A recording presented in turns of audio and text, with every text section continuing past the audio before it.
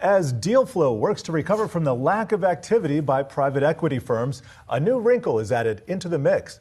The Federal Trade Commission and Justice Department have set new merger guidelines, and our next guest says it's set to usher in the biggest changes to the way regulators review M&A in the U.S. in 40 years. And here to discuss, we have Mitch Berlin, EY America's Vice Chair of Strategies and Transactions. And thank you for joining us here, Mitch. This does indeed seem like a big deal. It might fly over the head of a lot of people. M&A, so what? But we're talking trillions of dollars over the year in potential transactions, and not the least of which we see all the antitrust regulations going on with big tech. Please just break it down for us. Why is this important? Sure. Well, thanks for having me. These are the largest changes to the M&A guidelines in the last 40 years. And it's important to note and remember these are guidelines, not laws, but they do give us insight on how the FTC and DOJ are going to be evaluating deals going forward. So a couple changes. One is they've lowered the threshold by which they would consider a deal to be anti-competitive. So in the past, the threshold in the consolidation index would be a 200-point change. They've now lowered that to a 100-point change. So more deals will come under their scrutiny.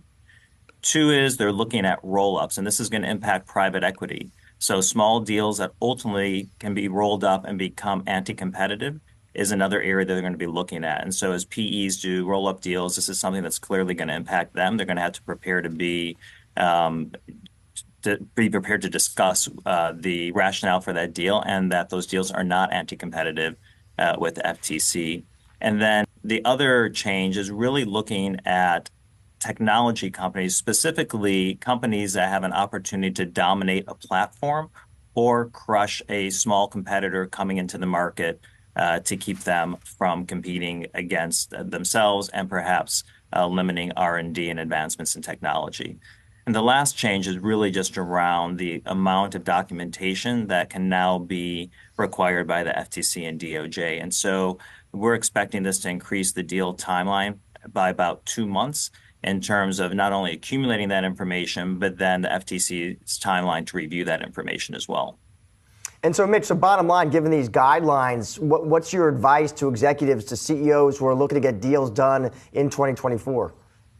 So a few things. We're telling them to plan early. It's going to take longer to accumulate the documentation. Start earlier, gather that information, and then come up with different scenarios. If you have to divest of assets and businesses yourself or through the target, how does that change your valuation model? How does that change what you're willing to ultimately pay for that transaction? And what are different scenarios that you can play with if you continue to get pushback from the FTC? So plan early and be flexible in what you're willing to do in terms of structuring that deal.